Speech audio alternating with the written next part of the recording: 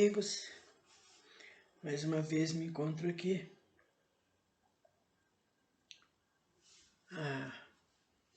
para continuarmos nossos estudos a respeito da cromoterapia, da aplicação cromoterápica.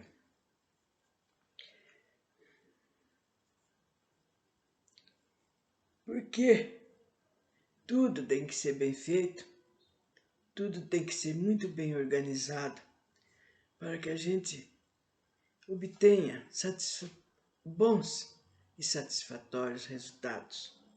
E como já falei, a gente tem que aprender, tem que estudar, né? Porque a gente tem que vai usar esses conhecimentos no próximo, né?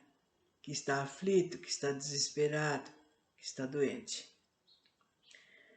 E nós já vamos começar a falar sobre a anamnese holística, que vem a ser, são perguntas que nós temos que fazer, né, para a pessoa que vai ser passado o tratamento. A gente pergunta se for uma criança, se for uma pessoa idosa, porque às vezes a pessoa idosa faz confusão, ou não fala, explica direito, então a gente conversa com a pessoa da família. E a gente precisa ter um caderno, ou então fichas, né? A gente pode ter uma fichinha, pequenas fichas, porque ali vai ser guardado, né?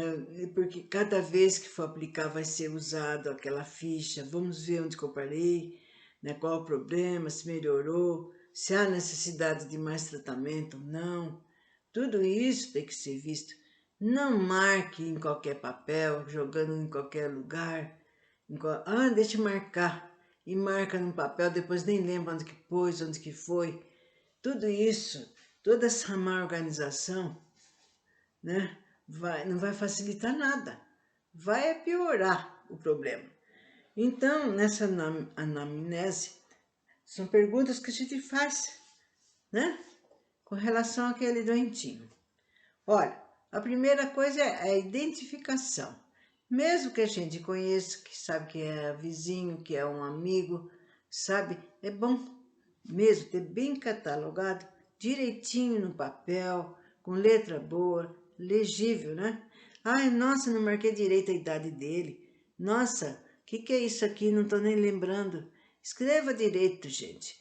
Faça como se estivesse fazendo para você mesmo, bem feito, bem organizado. A identificação, o nome completo, a residência, se houver celular ou telefone, o sexo, a idade, a cor, o estado civil, profissão, se exerce alguma atividade, se já está aposentado, a religião e se ele pratica.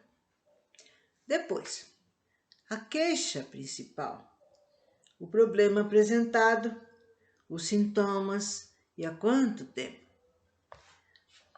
A história da doença atual. Recorde-se como apareceu, se há algum fato particular que seja válido relatar, se existe algum outro problema de saúde, se já fez a cirurgia, que tipo. E é sempre bom, gente, quando a gente for fazer isso, principalmente se é pessoa idosa mesmo, ou pessoa tímida, é sempre bom ter alguém por perto da família. Porque às vezes eu vejo, eu já vi casos de pessoas que falam, olha, eu tenho que ir com meu pai no médico, porque chega lá e ele não fala nada pro médico. Ele não explica. E depois chega em casa, a gente não fica sem saber o que realmente aconteceu. E eles acham ruim. E o pior é que eles acham ruim. Se vai a pessoa, se vai a esposa, um filho. Ah, eu não quero que o médico fale, eu quero falar para o médico que eu quero falar. Mas então, o que ele vai fazer no médico, então, realmente? Então, a necessidade, como se estivesse levando uma criança. Olha, ela caiu, ela nasceu assim, ela teve doenças tais. Há necessidade de uma pessoa que explique, que explane direitinho o que está acontecendo, porque senão o médico ele não adivinha, gente. Ele tem que saber o que está ocorrendo para ele poder ministrar tratamento. Bom,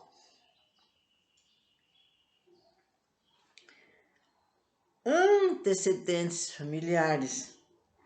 Filhos, quantos? Qual a sua atitude em relação aos mesmos? Qual o comportamento? Problemas relacionados com a família? Antecedentes fisiológicos, hábitos alimentares, funcionamento dos órgãos excretores, se bebe, se fuma. Nossa, isso é imprescindível perguntar, gente. Porque tem pessoas que escondem, eu sei. Tem pessoas que escondem, eu não fumo. No entanto, está exalando aquele cheiro de fumo. Ou bebe, não bebo. Eu bebo só no fim de semana, mas está constantemente aquele cheiro, aquele odor. Então precisa ser honesto, falar, não, eu fumo, eu bebo, eu tenho vício, e assim por diante.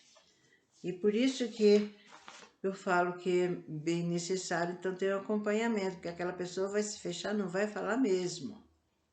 Quanto ao sono, se dorme normalmente, quantas horas, se acorda cedo, se tem sonhos, se esses sonhos são normais, se tem pesadelos, se tem insônia e custa dormir. Tudo isso envolve na nossa vida, gente, de todos nós. Se ele desperta bem, se desperta cansado, se sente frio, né? Se sente sono durante o dia, tem pessoas que ficam sonolentas, de repente, eu não sei o que tem esse sono, então precisa saber, para saber o que está acontecendo, né? Agora, quanto à parte espiritual, é lógico, gente, que quando a gente vai fazer, a gente não fica fazendo muitas perguntas, porque não é todo mundo que aceita essa parte espiritual, né? Não aceita, tem pessoas que têm medo, que não gostam de falar sobre isso. Então a gente precisa ser sutil, muito sutil no perguntar, naquilo que aquela pessoa espontaneamente está contando, e para a gente marcar. Se ela tem dores localizadas, se tem dormência nos membros superiores, entumecimento nos braços, se ela tem aquela sensação de queda. Isso na parte espiritual que eu estou me referindo. Se ela tem dores contínuas de cabeça, um mal-estar sem explicar, visões, né? Visões. Tem pessoas que falam, olha, dona, eu vejo vultos, eu vejo paisagem, eu estou quieta, de repente escuto aquela barulheira, vou pela casa, não tem nada. Daí já é um sinal de mediunidade. Mas a gente não vai falar, sim, não, você tem que ir, você tem que fazer, você tem que acontecer. Calma, nós vamos apenas pesquisar, para saber o que está acontecendo com aquela pessoa, porque a parte espiritual, no final, vai acontecer algum problema de saúde, se não for tomada devidas providências. Mas precisa ser, como eu falei, de uma maneira simples, né? Como se estivesse conversando com um amigo, perguntando, você sente isso, você sente aquilo, né? Sem fazer ênfase, nossa, você vê isso? Nada disso, gente. Calma, precisa saber conversar, precisa saber perguntar, porque senão a pessoa fica, né, nem aparece mais para o tratamento. Influências, né, no caso do espiritual. Ansiedade, mau humor, sensação de medo, muitos bocejos. A casa do bocejo, que às vezes a pessoa tem, também acontece por causa de problema de oxigênio no cérebro, viu, gente? Está faltando, está com pouco, então a pessoa fica bocejando. Então, nem tudo é espiritual. Algumas reações, a pessoa está bem, de repente tem mau humor, se irrita. E alguns sintomas de doença. C. Obsessões, conforme já foi falado. Influências muito nítidas, que ocasionam algumas distorções da personalidade. E na obsessão a gente tem perda de energia, ideias fixas, descontrole nervoso, angústia, comportamento fora dos padrões normais. Agora, feitas essas perguntas de cunho espiritual, que eu já falei que precisa ser falado de uma maneira simples, né? Sem ênfase, sem assustar, né? Fala normalmente com a pessoa. Nós passaremos então para o exame físico, energético. Nós vamos ver a respeito dos campos energéticos, né? Aí nós vamos ver o campo energético vibratório, repercussão mental e a aura espiritual. Quer dizer, que nós vamos saber a respeito da aura dessa pessoa, como é que está, né? Porque às vezes ela está tendo influências na sua aura, e isso daí está denotando um mal-estar e uma falta de sono, né? Uma insônia, uma dor de cabeça. E depois nós vamos ver o alinhamento magnético da pessoa, conforme eu já falei, né? Que precisa estar com o nosso perispírito no lugar, o duplo etérico, né? E os corpos, o posicionamento, os chakras, o plexo solar, a aura da saúde. Então, vocês estão vendo como foi bom ter falado sobre tudo isso que foi falado anteriormente, para agora, na hora da cromoterapia, nós já estamos sabendo. Você já pensou se eu fosse agora explicar passo a passo sobre o chakra, sobre o que é plexo, que negócio é esse de corpos? Então já vim vindo de longo tempo falando sobre isso, que agora vai facilitar para ajudar no alinhamento magnético. A inspeção visual, aspectos gerais do paciente, rosto, o cabelo, a pele, o corpo, os membros. Então, a gente faz uma visualização na pessoa, né? E os tics, tem pessoas que têm tics nervosos, no falar pisca muito, ou torce a boca, ou fica o tempo inteiro puxando o cabelo, ou se coçando. São coisas que a gente precisa observar na pessoa nervosa, na pessoa que está tensa, na pessoa que está irritada, né?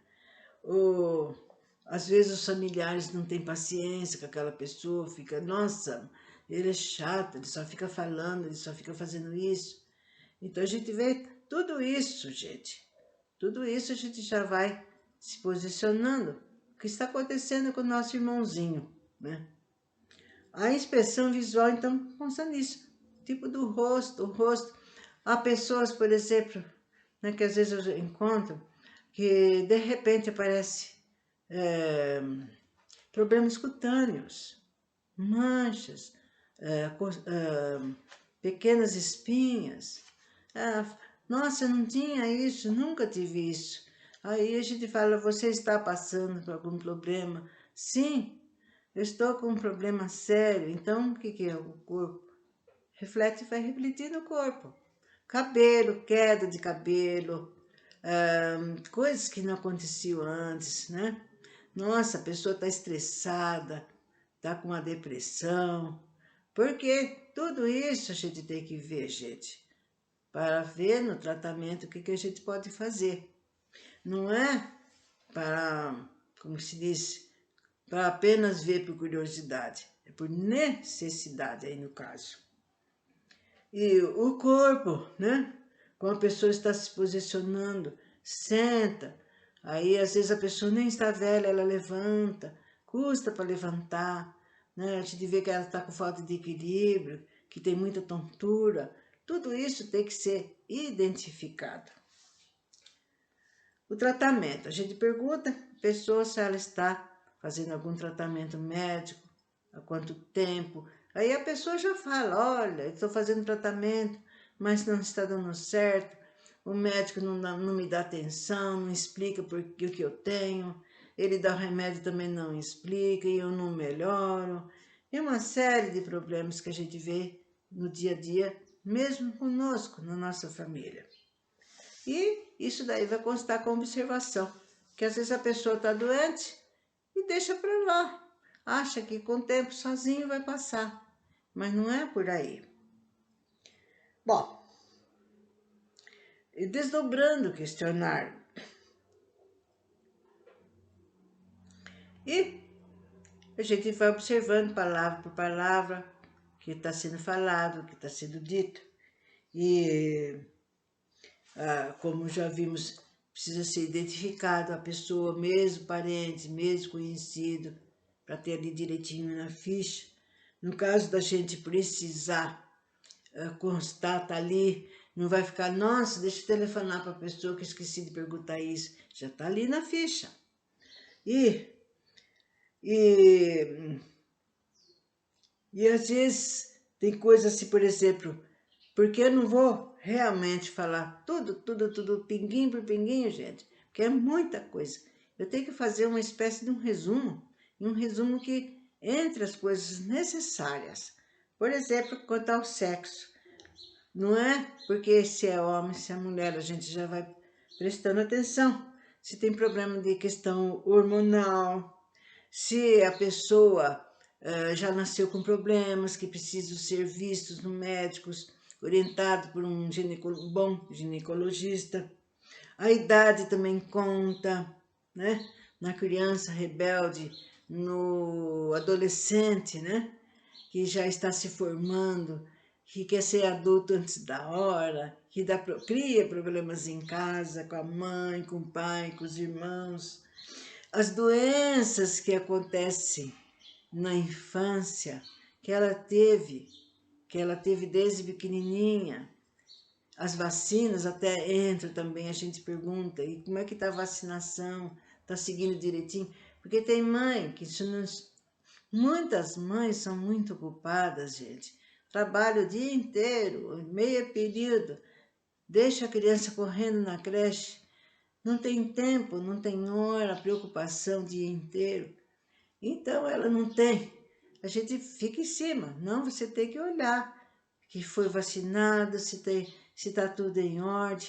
Depois começa a lastrar determinadas doenças na cidade. Aí a pessoa fica, nossa, eu vou correndo no posto de saúde. Eu esqueci de dar a vacina, eu esqueci de ver isso. Nossa, se o meu filho tivesse a doença, ia pior. Então é melhor a gente orientar, né?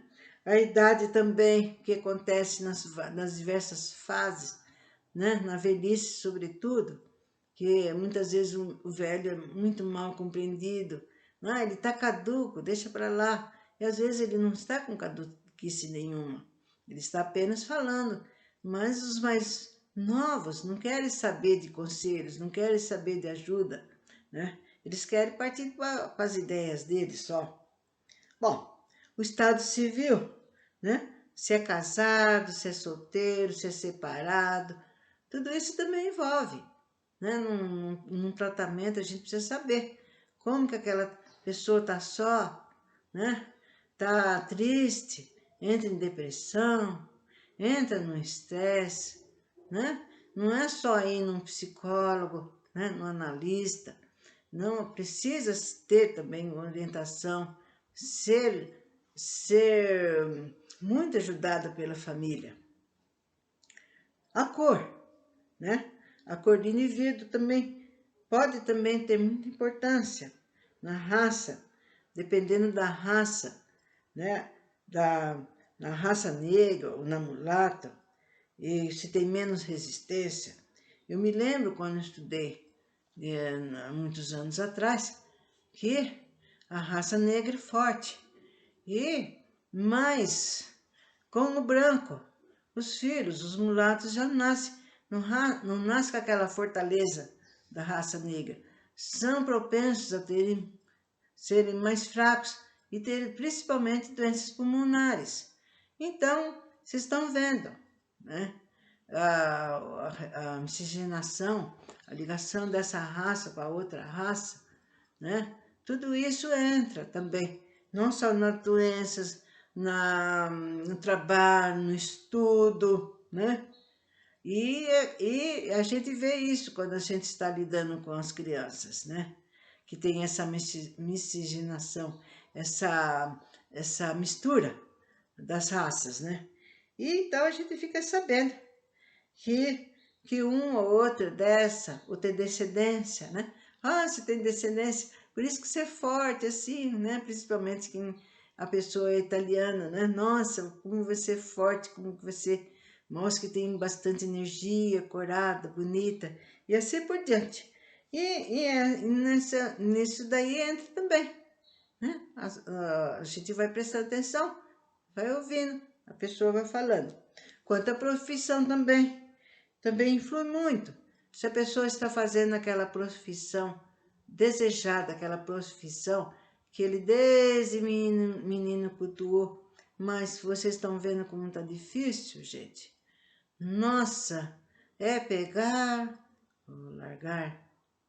E nós temos que viver, temos que comer, temos que pagar aluguel, pagar os remédios, criar filhos, ajudar-nos na criação dos netos, dos nossos parentes que não têm condições. E agora com essas doenças surgindo, quanta gente desempregada, quanto irmãozinho que não tem o que pôr dentro do celular. Tudo isso, gente. Então, e a profissão, conforme estou falando, nem sempre é aquela que ele gostaria de fazer. E com isso ele faz aquilo. Faz porque precisa, que tem que ter o dinheiro. Necessita pagar as dívidas, é luz, é água, é o filho pequenino, é a mulher que está com depressão, a mãe que está numa cama. Isso não só no nosso país, mas na terra toda está assim, gente. Terra toda. Às vezes falar, porque o Brasil é assim, mas é geral. O sofrimento é geral para todos nós e já expliquei por quê. Já foi falado. Então, e há pessoas também que não estão dentro. Se está dentro da profissão, tudo bem, né? Pessoas que fazem a faculdade, no fim não é aquela profissão. Tudo isso conta. Conta porque mexe com a pessoa. Nossa, eu pensei que era assim, mas não é. E com isso, aparece uma depressãozinha, um estresse, uma úlcera, porque ele não está de acordo com aquilo que ele desejava. Bom, quanto à religião, né? Ao fato de ter ou não uma religião, indicativo pode ser uma boa referência, né? Para, principalmente, a gente notar se ele está com um problema espiritual ou não. A queixa principal, o problema apresentado, os sintomas, há quanto tempo, e é uma orientaçãozinha que a gente pode dar, principalmente se a pessoa for uma pessoa que veio para ser médium, né? Porque eu torno a falar, se a pessoa já veio para ser médium, ela necessitará, sim, procurar um lugar para trabalhar, porque ela já veio com essa tarefa. E se ela não se dedicar a essa tarefa, possivelmente, mais cedo ou mais tarde, vão apresentar problemas de saúde, né? Porque a parte espiritual não está sendo tratada, cuidada. Bom, e assim a gente vai orientando. Sei que muitas vezes a gente fala, explica e as pessoas não seguem, mas aí já é outro departamento.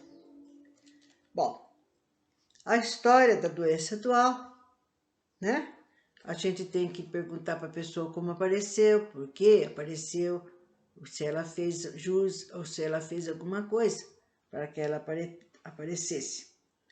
E se algum fato particular que ela queira relatar, né? Porque depois a pessoa fala, nossa, eu cheguei em casa e eu lembrei de um fato muito importante, eu estava nervosa, não consegui lembrar. E se existe algum outro problema, porque é lógico que se eu vou fazer um tratamento, eu tenho que aplicar doença, fazer tratamento doença por doença, e não das diversas doenças ao mesmo tempo, né? Porque é impossível. Então, primeiro eu trato do mais necessário, melhorou, está se sentindo bem? Então passo outro problema. E assim gradativamente. E é necessário também que a pessoa fale se fez alguma cirurgia, do que fez, né? Se o problema voltou, né? Tem pessoas que fazem uma cirurgia no estômago, daí passa algum tempo, ela tem necessidade de passar por outra cirurgia outra vez, não deu certo. Há pessoas que eu conheço que fizeram problema, por exemplo, um tratamento, não, fez uma operação, né? No ombro, coitada. E ela já estava na terceira, vocês querem saber? Na terceira cirurgia, porque não foi bem feita aquele realizado que tinha que ser feito. Então, por aí, tudo isso, gente, tem que fazer parte das nossas perguntas. Não por intromissão, não por xeretice, não por querer saber a respeito da vida daquela pessoa, porque vai ser um caminho que a gente vai tomar para ajudar com eficiência no tratamento daquele nosso irmão. Então, voltaremos em outra ocasião, ainda falando sobre essa anamnese, que tem muita coisa a ser explicada.